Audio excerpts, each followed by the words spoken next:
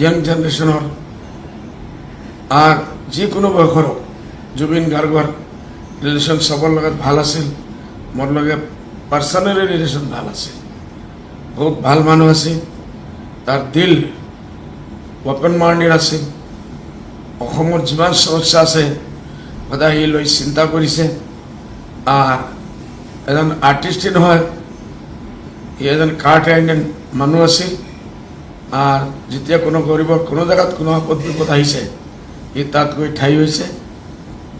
মানৱ জাতিৰ কাৰণে তাৰ কৰাৰ বহুত সপোন আছিল। মই সদায় বম্বে যোৱাৰ কাৰণে যেতিয়া যাওঁ, গুৱাহাটীৰ পৰা বম্বেত উঠিলেই আমি জুবিন গাৰ্গক পাওঁ। এনেকুৱাই আমাৰ 5-6 বাৰ তেখেতৰ লগত ডাইৰেক্ট ভেট হৈছে। 2-2.5 ঘণ্টা আমি মাতিছোঁ বিভিন্ন অফিচৰ। আজি শুনি মনটো ভাঙি গৈছে। গোটেই আজমল ফেমিলি, তেখেতৰ ফেমিলিৰ লগত আমি UDF পাৰ্টি, আমার মরকজুল মারিফ আজমল ফাউন্ডেশন, আজমল ফ্যামিলি আর আজমল ফাউন্ডেশন ফ্যামিলি সব আমি দুঃখী আছো। আর তেখেতর খানদানের লগত আমি আছো। আমি তেখেতর আত্মার শান্তির কারণে দোয়া করি আছি, দোয়া করি থাকিম।